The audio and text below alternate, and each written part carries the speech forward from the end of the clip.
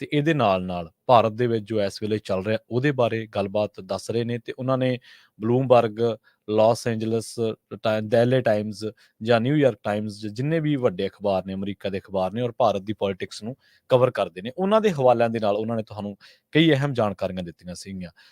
ਉਹਨਾਂ ਹੀ ਗੱਲਾਂ ਨੂੰ ਜੇ ਆਪਾਂ ਅੱਗੇ ਤੁਰੀਏ ਤਾਂ ਅੱਜ ਇੱਕ ਬਹੁਤ ਵੱਡੀ ਡਿਵੈਲਪਮੈਂਟ ਹੋਈ ਆ। ਜਿਵੇਂ ਉਹਨਾਂ ਨੇ ਪਿਛਲੇ ਦਿਨ ਦੱਸਿਆ ਸੀਗਾ ਕਿ ਜਰਮਨ ਇੱਕ ਸਫ਼ੀਰ ਆ ਉਹਨੂੰ ਤਲਬ ਕੀਤਾ ਗਿਆ ਤੇ ਅੱਜ ਭਾਰਤ ਨੇ ਕੇਜਰੀਵਾਲ ਤੇ ਟਿੱਪਣੀ ਕਰਨ ਦੇ ਮਾਮਲੇ ਦੇ ਵਿੱਚ ਅਮਰੀਕੀ ਜਿਹੜੀ ਵੀ ਡਿਪਲੋਮੈਟ ਆ, ਸੀਨੀਅਰ ਡਿਪਲੋਮੈਟ ਆ, ਉਹਨੂੰ ਤਲਬ ਕੀਤਾ ਤੇ 30 ਮਿੰਟ ਉਹਦੇ ਤੋਂ ਪੁੱਛਗਿੱਛ ਹੋਈ ਆ। ਤੁਸੀਂ ਦੇਖੋ ਵੀ ਹੁਣ ਆਮ ਜੋ ਦੇਸ਼ ਦੇ ਵਿੱਚ ਵਾਪਰ ਰਿਹਾ ਹੈ, ਬੰਦਾ ਉਹ ਤੇ ਟਿੱਪਣੀ ਕਰ ਸਕਦਾ ਕੋਈ ਵੀ ਹੁਣ ਇਹਨਾਂ ਨੇ ਪਿਛਲੇ ਦਿਨੀ ਸੀਏਏ ਤੇ ਟਿੱਪਣੀ ਕੀਤੀ ਸੀ ਅਮਰੀਕਾ ਨੇ। ਉਸ ਮਾਮਲੇ ਦੇ ਵਿੱਚ ਵੀ ਉਹ ਕਹਿੰਦੇ ਹਾਂ, ਹਾਂ ਇਹ ਸਾਡਾ ਅੰਦਰੂਨੀ ਮਸਲਾ, ਤੁਸੀਂ ਕੌਣ ਹੁੰਦੇ ਹੋ? ਜਿਸ ਸਰਕਾਰ ਦੇ ਵਿੱਚ ਕੋਈ ਬੰਦਾ ਉੱਥੋਂ ਦੀਆਂ ਚੱਲ ਰਹੀਆਂ ਖਬਰਾਂ ਤੇ ਟਿੱਪਣੀ ਨਹੀਂ ਕਰ ਸਕਦਾ, ਆਮ ਬੰਦਾ ਤਾਂ ਬਹੁਤ ਦੂਰ ਦੀ ਗੱਲ ਹੈ। ਉੱਥੇ ਜੋ ਚੱਲ ਰਿਹਾ ਉੱਥੇ ਡਿਪਲੋਮੈਟ ਤੱਕ ਨਹੀਂ ਬੋਲ ਸਕਦੇ ਤੇ ਉੱਥੇ ਆਮ ਬੰਦੇ ਦੀ ਕੀ ਵਕਤ ਹੋਊਗੀ। ਅੱਜ ਆਪਾਂ ਦੇਖਦੇ ਹਾਂ ਕਿ ਈਡੀ ਪੰਜਾਬ ਦੇ ਵਿੱਚ ਹੈ, ਈਡੀ ਹੋਰ ਰਾਜਾਂ ਦੇ ਵਿੱਚ ਉੱਥੇ ਸਰਗਰਮ ਹੈ ਜਿੱਥੇ-ਜਿੱਥੇ ਵਿਰੋਧੀ ਧਿਰਾਂ ਥੋੜਾ ਜਿਹਾ ਫਨ ਚੱਕਦੀਆਂ ਨੇ ਜਾਂ ਜਿੱਥੇ-ਜਿੱਥੇ ਸੋਸ਼ਲ ਐਕਟਿਵਿਸਟ ਜ਼ਿਆਦਾ ਨੇ। ਕਈ ਵਾਰੀ ਤੁਸੀਂ ਮੈਸੇਜ ਦੇ ਰਹੇ ਹੁੰਦੇ ਆ ਕਿ ਤੁਸੀਂ ਜੇਕਰ ਮੰਨ ਲਓ ਕੋਈ ਆਮ ਬੰਦਾ ਜਲੰਧਰ ਦੇ ਵਿੱਚ ਵਿਚਰ ਰਿਹਾ ਜਾਂ ਕਿਤੇ ਫਗਵਾੜੇ ਦੇ ਵਿੱਚ ਜਾਂ ਕਿਤੇ ਸ੍ਰੀ ਮੁਕਤਸਰ ਸਾਹਿਬ, ਫਰੀਦਕੋਟ ਦੇ ਵਿੱਚ ਵਿਚਰ ਰਿਹਾ, ਉਹਦੇ ਪੈਰਲਲ ਉੱਥੇ ਕੋਈ ਐਮਪੀ ਹੈ ਜਾਂ ਸਿਟਿੰਗ ਹੈ ਜਾਂ ਉਮੀਦਵਾਰ ਹੈ, ਕਿਸੇ ਵੀ ਪਾਰਟੀ ਵੱਲੋਂ ਕੈਂਡੀਡੇਟ ਹੈ, ਉਹਦੇ ਘਰੇ ਜਦੋਂ ਈਡੀ ਜਾਂਦੀ ਹੈ ਤਾਂ ਮੈਸੇਜ ਕੀ ਜਾਂਦਾ ਹੈ ਕਿ ਜੇਕਰ ਇਹ ਲੋਕ ਜਿਹੜੇ ਦਾਅਵੇਦਾਰ ਨੇ ਲੋਕ ਸਭਾ ਦੇ ਜਾਂ ਜਿਹੜੇ ਬੈਠੇ ਨੇ ਵਿਧਾਨ ਸਭਾ ਦੇ ਵਿੱਚ, ਇਹਨਾਂ ਦਾ ਇਹ ਹਸ਼ਰ ਹੈ ਤੇ ਸਾਡਾ ਕੀ ਹਾਲ ਹੋਊਗਾ। ਸੋ ਤੁਸੀਂ ਇੱਥੋਂ ਅੰਦਾਜ਼ਾ ਲਾ ਸਕਦੇ ਹੋ ਕਿਉਂਕਿ ਆਪਾਂ ਅਕਸਰ ਹੀ ਇਹ ਚਰਚਾ ਕਰਦੇ ਹੁੰਦੇ ਹਾਂ ਕਿ ਜਿਹੜਾ ਅਪਡੇਟ ਅਮਰੀਕਾ ਪ੍ਰੋਗਰਾਮ ਉਹਦੇ ਵਿੱਚ ਵਰਲਡ ਅਫੇਅਰਸ ਜਿਹੜੇ ਕਰੰਟ ਅਫੇਅਰਸ ਆ ਦੁਨੀਆ ਭਰ ਦੇ ਵਿੱਚ ਵਾਪਰ ਕੀ ਰਿਹਾ ਹੈ। ਖਬਰ ਤੇ ਨਜ਼ਰ ਪ੍ਰੋਗਰਾਮਾਂ ਦੇ ਵਿੱਚ ਆਪਾਂ ਅੰਦਰੂਨੀ ਪੋਲਿਟਿਕਸ ਬਾਰੇ ਜ਼ਿਆਦਾ ਚਰਚਾ ਕਰਦੇ ਹਾਂ ਕਿ ਕੋਈ ਕੀ ਹੋਇਆ, ਕਿੱਥੇ ਹੋਇਆ, ਕੌਣ ਪਾਰਟੀ ਬਦਲ ਗਿਆ। ਰਿਪੋਰਟਾਂ ਦੇ ਵਿੱਚ ਆਪਾਂ ਡਿਫਰੈਂਟ ਪਰਸਪੈਕਟਿਵ ਤੋਂ ਚਰਚਾ ਕਰਦੇ ਹੁੰਦੇ ਹਾਂ ਕਿ ਕੀ ਹੋਇਆ ਔਰ ਉਹਦੀ ਬੈਕਗਰਾਉਂਡ ਕੀ ਹੈ। ਉਹ ਜਿਹੜਾ ਅੱਜ ਹੋ ਰਿਹਾ ਉਹ ਗਲਤ ਕਿਵੇਂ ਹੈ, ਇਹਦੇ ਰੈਫਰੈਂਸਸ ਕੀ ਹੈ, ਉਹ ਫੈਕਟ ਐਂਡ ਫਿਗਰਸ ਕੀ ਨੇ ਜਿਹਦੇ ਬਿਨਾਂ ਤੇ ਅਸੀਂ ਸਰਕਾਰ ਦੀ ਆਲੋਚਨਾ ਕਰਦੇ ਹਾਂ ਜਾਂ ਸਰਕਾਰ ਝੂਠੀ ਪੈਂਦੀ ਹੈ। ਫੈਕਟ ਚੈੱਕ ਪ੍ਰੋਗਰਾਮ ਦੇ ਵਿੱਚ ਆਪਾਂ ਤੁਹਾਨੂੰ ਇਹ ਦੱਸਿਆ ਕਿ ਅਮਿਤ ਸ਼ਾਹ ਨੇ ਆਹ ਕਲੇਮ ਕੀਤਾ ਕਿ ਅਸੀਂ ਤੀਜੀ ਵੱਡੀ ਆਰਥਿਕਤਾ ਬਣਨ ਜਾ ਰਹੇ ਹਾਂ ਔਰ ਇਸ ਮਾਮਲੇ ਦੇ ਵਿੱਚ ਉਹਦੇ ਜਿਹੜੇ ਬਿਆਨ ਨੇ, ਉਹਦੀ ਜਿਹੜੀ ਇਹ ਸਟੇਟਮੈਂਟ ਹੈ ਇੱਥੇ ਆ ਕੇ ਗਲਤ ਪੈਂਦੀ ਹੈ। ਯੋਗੀ ਆਦਿੱਤਿਆਨਾਥ ਨੇ ਆਪਣੇ ਸਕੂਲਾਂ ਬਾਰੇ ਆਹ ਕਲੇਮ ਕੀਤਾ, ਉਹਦਾ ਜਿਹੜਾ ਕਲੇਮ ਹੈ ਇੱਥੇ ਝੂਠਾ ਪੈਂਦਾ। ਪ੍ਰਧਾਨ ਮੰਤਰੀ ਨਰਿੰਦਰ ਮੋਦੀ ਨੇ ਆਹ ਕਲੇਮ ਕੀਤਾ, ਉਹਨਾਂ ਦਾ ਜਿਹੜਾ ਕਲੇਮ ਹੈ ਇੱਥੇ ਝੂਠਾ ਪੈਂਦਾ। ਮੈਨੂੰ ਚੰਗੀ ਤਰ੍ਹਾਂ ਯਾਦ ਹੈ ਇੱਕ ਫੈਕਟ ਚੈੱਕ ਪ੍ਰੋਗਰਾਮ ਦੇ ਵਿੱਚ ਆਪਾਂ ਗੱਲਬਾਤ ਕੀਤੀ ਸੀ। ਸਾਡੇ ਮੁੱਖ ਮੰਤਰੀ ਭਗਵੰਤ ਮਾਨ ਨੇ ਇੱਕ ਟਵੀਟ ਕੀਤਾ ਕਿ ਅਸੀਂ ਜੀ ਜਿਹੜੀ ਆ ਇਹਨਾਂ ਨੇ ਪਿੱਛੇ ਜੇ ਸਕੀਮ ਲਿਆਂਦੀ ਸੀ ਨੌਜਵਾਨਾਂ ਨੂੰ ਭਰਤੀ ਕਰਨ ਵਾਸਤੇ ਅਗਨੀਪਥ, ਅਸੀਂ ਜੀ ਇਸ ਸਕੀਮ ਦੇ ਲਈ ਸਾਡੇ ਜਿਹੜੇ ਨੌਜਵਾਨ ਸ਼ਕਤੀ ਆ, ਸਾਡੇ ਜਿਹੜੇ ਨੌਜਵਾਨ ਨੇ ਉਹਨਾਂ ਨੂੰ ਪ੍ਰੇਰਿਤ ਕਰਾਂਗੇ।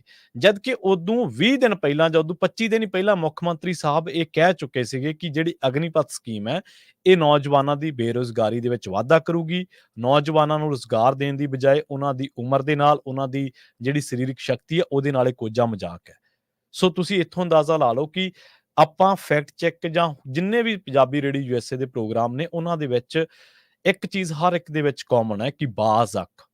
ਇੱਕ ਚੀਜ਼ ਹਰ ਪ੍ਰੋਗਰਾਮ ਦੇ ਵਿੱਚ ਕਾਮਨ ਹੈ ਕਿ ਉੱਥੇ ਵਾਪਰ ਕੀ ਰਿਹਾ ਔਰ ਇਹ ਮੀਡੀਆ ਦਾ ਕੰਮ ਹੀ ਇਹ ਹੋਣਾ ਚਾਹੀਦਾ ਹੈ। ਮੀਡੀਆ ਇਕੱਲਾ ਇਨਫੋਰਮੇਸ਼ਨ ਦਾ ਸਾਧਨ ਨਹੀਂ ਹੁੰਦਾ, ਮੀਡੀਆ ਵਿਸਲ ਬਲੋਰਿੰਗ ਕਰਦਾ ਹੈ। ਵਿਸਲ ਬਲੋਰਿੰਗ ਤੋਂ ਭਾਵ ਕਿ ਜਦੋਂ ਤੁਹਾਨੂੰ ਲੱਗੇ ਕਿ ਆਹ ਚੀਜ਼ ਗਲਤ ਹੋ ਰਹੀ ਹੈ ਤੁਸੀਂ ਉਹਦੇ ਬਾਰੇ ਫਲੈਗ ਰੇਜ਼ ਕਰਦੇ ਆ, ਤੁਸੀਂ ਉਹਦੇ ਬਾਰੇ ਗੱਲ ਚੱਕਦੇ ਆ, ਤੁਸੀਂ ਉਹਦੇ ਬਾਰੇ ਗੱਲ ਕਰਦੇ ਆ, ਮੁਆਸ਼ਰੇ ਨੂੰ ਉਹਦੇ ਬਾਰੇ ਜਾਣੂ ਕਰਵਾਉਣੇ ਆ। ਖੈਰ ਹੁਣ ਆਪਾਂ ਇਹ ਜਰਮਨ ਤੋਂ ਬਾਅਦ ਅਮਰੀਕੀ ਰਾਜਦੂਤ ਦੇ ਨਾਲ ਦੂਜੀ ਹੋਈ ਆ ਤੇ ਇਸ ਟਾਈਮ ਇੱਕ ਹੋਰ ਪੰਜਾਬ ਦੀ ਪੋਲਿਟਿਕਸ ਨਾਲ ਚਰਚਿਤ ਖਬਰ ਆ ਜਿਹਦੇ ਤੋਂ ਤੁਹਾਨੂੰ ਜਾਣੂ ਕਰਵਾਉਣਾ ਬੇहद ਲਾਜ਼ਮੀ ਹੈ। ਲਖਵੀਰ ਸਿੰਘ ਲੱਖਾ ਸਧਾਣਾ ਉਹਨਾਂ ਨੇ ਐਲਾਨ ਕਰ ਦਿੱਤਾ ਕਿ ਉਹ ਲੋਕ ਸਭਾ ਹਲਕਾ ਬਠਿੰਡਾ ਤੋਂ ਆਜ਼ਾਦ ਉਮੀਦਵਾਰ ਵਜੋਂ ਚੋਣ ਲੜਨਗੇ।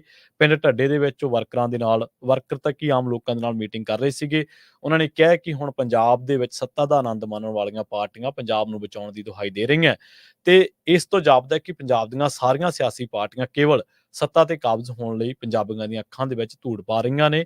ਇਹਨਾਂ ਨੂੰ ਪੰਜਾਬੀ ਦੀ ਜਵਾਨੀ, ਬੋਲੀ, ਇਤਿਹਾਸ, ਪ੍ਰਵਾਸ ਦੀ ਕੋਈ ਪਰਵਾਹ ਨਹੀਂ ਹੈ। ਉਹਨਾਂ ਨੇ ਕਿਹਾ ਕਿ ਮੁੱਖ ਮੰਤਰੀ ਭਗਵੰਤ ਮਾਨ ਨੇ ਪਿਛਲੀਆਂ ਵਿਧਾਨ ਸਭਾ ਚੋਣਾਂ ਦੇ ਦੌਰਾਨ ਉਹਨਾਂ ਨੂੰ ਆਪ ਦਾ ਸਾਥ ਦੇਣ ਦੀ ਪੇਸ਼ਕਸ਼ ਕੀਤੀ ਸੀ, ਪਰ ਉਹਨਾਂ ਨੇ ਸਾਫ਼ ਇਨਕਾਰ ਕਰ ਦਿੱਤਾ ਤੇ ਉਹ ਕਦੇ ਵੀ ਉਸ ਪਾਰਟੀ ਦਾ ਸਾਥ ਨਹੀਂ ਦੇਣਗੇ ਜਿਸ ਦਾ ਮੂੰਹ ਦਿੱਲੀ ਵੱਲ ਹੋਵੇ। ਉਹ ਕਹਿੰਦੇ ਕਿ ਜਦੋਂ ਕਿਸਾਨੀ ਸੰਘਰਸ਼ ਲਈ ਲੋਕਾਂ ਨੂੰ ਲਾਮਬੰਦ ਕਰਨ ਵਾਸਤੇ ਪਿੰਡਾਂ ਦੇ ਵਿੱਚ ਜਾਂਦੇ ਨੇ, ਤਾਂ ਪਿੰਡਾਂ ਦੇ ਵਿੱਚ ਉਹਨਾਂ ਨੂੰ ਬਹੁਤ ਵੱਡਾ ਹੁੰਗਾਰਾ ਮਿਲਦਾ ਹੈ।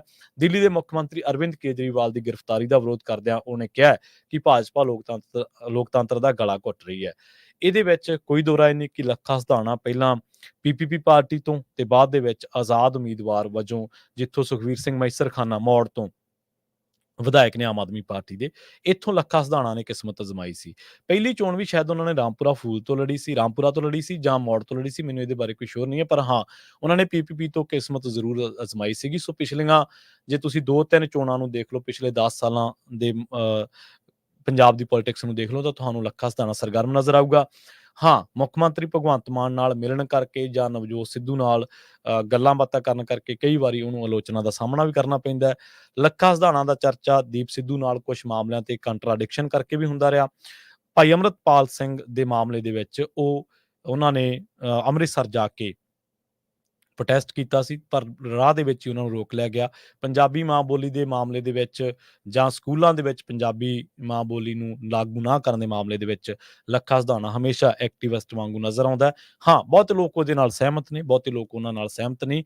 ਸਹਿਮਤੀ ਰੱਖਣਾ ਇਹ ਲੋਕਾਂ ਦਾ ਅਧਿਕਾਰ ਆ, ਆਪਾਂ ਕਿਸੇ ਨੂੰ ਪਾਬੰਦ ਨਹੀਂ ਕਰ ਸਕਦੇ, ਨਾ ਹੀ ਆਪਾਂ ਕਿਸੇ ਨੂੰ ਰੋਕ ਸਕਦੇ ਕਿ ਕੋਈ ਬੰਦਾ ਕਿਉਂ ਇਹ ਗੱਲ ਕਰ ਰਿਹਾ, ਕਿਉਂ ਪੰਜਾਬੀ ਮਾਂ ਬੋਲੀ ਦੀ ਕਰ ਰਿਹਾ। ਹਾਂ, ਕਈ ਲੋਕ ਉਹਨਾਂ ਦੀ ਬੈਕਗਰਾਉਂਡ ਤੇ ਵੀ ਸਵਾਲ ਚੁੱਕਦੇ ਨੇ। ਸੋ ਖੈਰ, ਇਹ ਸਾਰੀਆਂ ਚੀਜ਼ਾਂ ਨੇ, ਪਰ ਜਿਹੜੀਆਂ ਕਿਆਸਰਾਈਆਂ ਲਗਾਤਾਰ ਲਾਈਆਂ ਜਾ ਰਹੀਆਂ ਸੀਗੀਆਂ ਕਿ ਬਠਿੰਡੇ ਤੋਂ ਕੋਈ ਆਜ਼ਾਦ ਉਮੀਦਵਾਰ ਚੋਣ ਲੜ ਸਕਦਾ, ਤਾਂ ਉਹਨਾਂ ਅਟਕਲਾਂ ਦੇ ਉੱਤੇ ਵਿਰਾਮ ਲੱਗ ਗਿਆ। ਲੱਖਾ ਸਿਧਾਣਾ ਉੱਥੋਂ ਚੋਣ ਲੜਨ ਦਾ ਐਲਾਨ ਕਰ ਚੁੱਕੇ ਨੇ। ਪ੍ਰੋਗਰਾਮ ਖਬਰ ਤੇ ਨਜ਼ਰ ਨੂੰ ਆਪਾਂ ਇੱਥੇ ਹੀ ਸਮਾਪਤ ਕਰਾਂਗੇ। ਪੰਜਾਬੀ ਰੇਡੀਓ ਯੂਐਸਏ ਦੀ ਅਗਲੀ ਪੇਸ਼ਕਸ਼ ਪ੍ਰੋਗਰਾਮ ਅਪਡੇਟ ਅਮਰੀਕਾ ਪ੍ਰੋਗਰਾਮ ਦੇ ਵਿੱਚ ਅਮਰੀਕਾ ਦੇ ਨਾਲ ਵਿਸ਼ਵ ਭਰ ਦੇ ਵਿੱਚ ਵਾਪਰੀਆਂ ਅਹਿਮ ਵੱਡੀਆਂ ਖਾਸ ਘਟਨਾਵਾਂ, ਖਬਰਾਂ ਦੇ ਬਾਰੇ ਤੁਹਾਨੂੰ ਦਿੱਤੀਆਂ ਜਾਣਗੀਆਂ ਜਾਣਕਾਰੀਆਂ। ਜੁੜੇ ਰਹੋ ਪੰਜਾਬੀ ਰੇਡੀਓ ਯੂਐਸਏ ਦੇ ਨਾਲ। ਬਹੁਤ ਬਹੁਤ ਧੰਨਵਾਦ। ਸਤਿ ਸ੍ਰੀ ਅਕਾਲ।